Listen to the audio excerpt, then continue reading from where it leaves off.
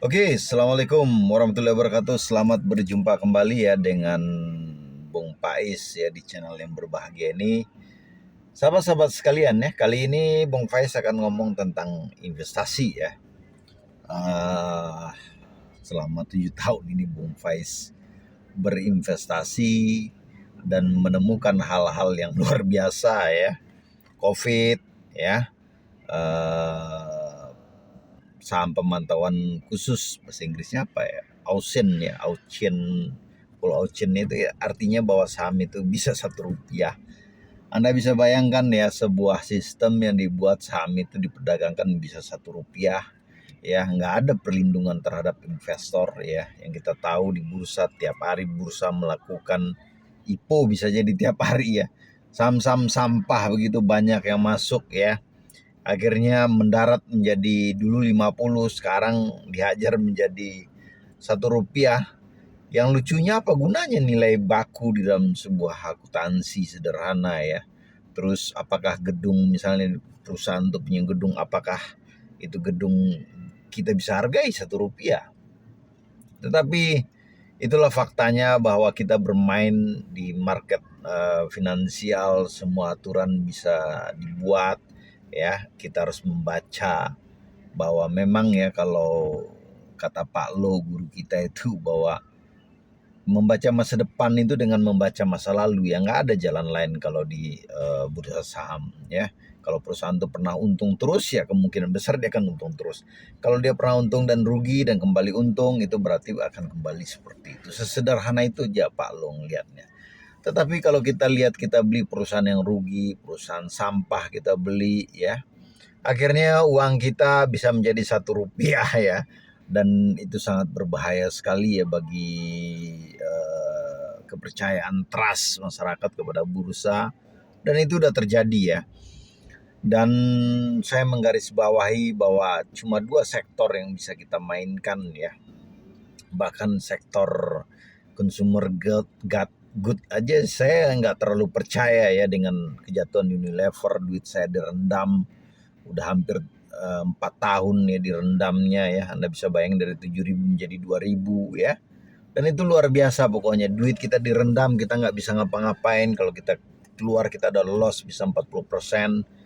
Itu saham consumer good ya. Kalau kita bermain juga di saham batu bara ya, atau komoditas ya, kita juga harus banyak ngerti ya tentang keterhubungan antara kenaikan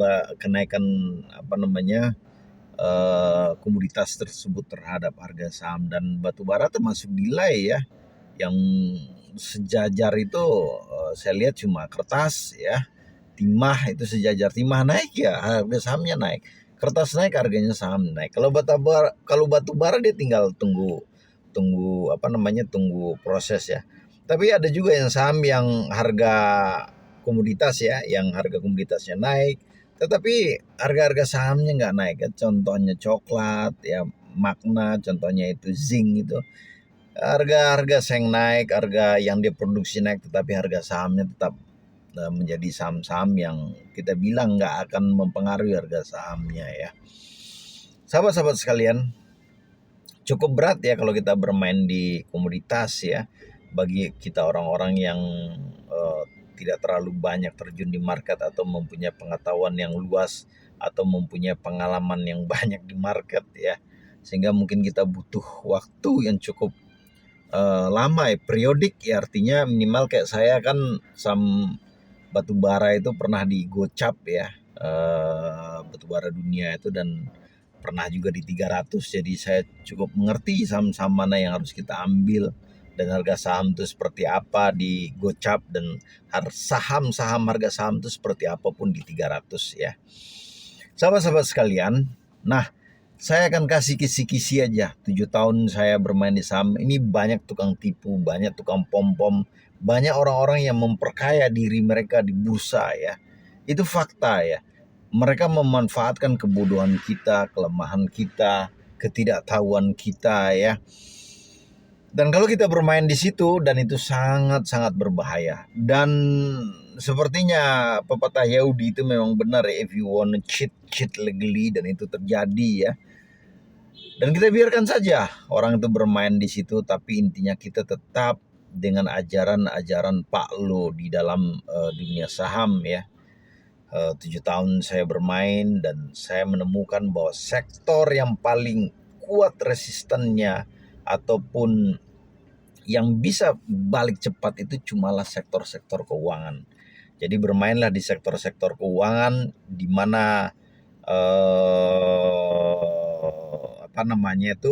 harganya itu nggak akan jatuh sedalam-dalam mungkin kalau Anda pintar memilih perusahaan-perusahaannya, ataupun kalau Anda masuk di harga berapa jadi big bang itu dia akan selalu tumbuh, karena terbukti ya BRI itu tumbuh sampai 6.000% dalam 20 tahun, BCA tumbuh sekitar 27.000% di dalam 20 tahunan juga.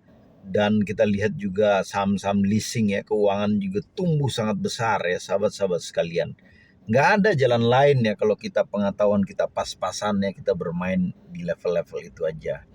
Kombainin antara teknikal ya dengan suku bunga dunia kita ngerti dikit lah, karena itu akan mempengaruhi keuangan. Tapi secara garis besar ya, kalau Anda anak-anak kuliah ya pernah kuliah di S1 ekonomi, Anda pernah baca tentang market ya, tentang teori Adam Smith kalau nggak salah saya, tentang invisible hand. Sejatuh apapun pasar ya, pasti akan ada tangan-tangan invisible hand yang menyelamatkan pasar tersebut. Sahabat-sahabat sekalian, 7 tahun saya bermain, hentikanlah bermain di hal-hal yang Anda tidak ketahui, karena bursa juga sangat kejam kata Pak Lo ya. Allah Tuhan Maha Penyayang, tapi bursa nggak akan pernah menyayangi Anda ya. Anda nggak tahu disikat sampai Rp1, itu kejamnya. Maka bermainlah di saham-saham sektor-sektor keuangan yang lebih soft permainannya dan lebih cantik bermainnya.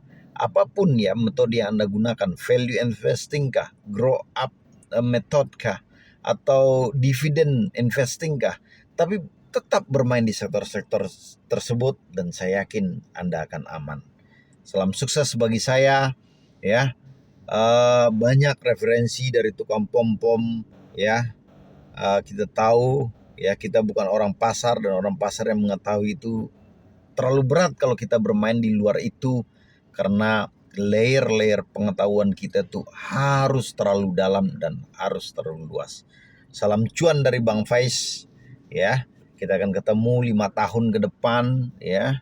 Mudah-mudahan aja apa yang saya sampaikan, pengalaman saya dalam 7 tahun ini bisa menghindari teman-teman ya dari kerugian yang sangat besar, dan bisa menghindari teman-teman dari hal-hal yang bikin Anda rugi. Salam sukses, salam cuan. Pilihlah saham-saham keuangan dengan dividen yang baik, dengan pertumbuhan yang baik, dengan PE yang rendah ya. Semoga sukses. Akhir kata, wabillahi taufik walhidayah ya.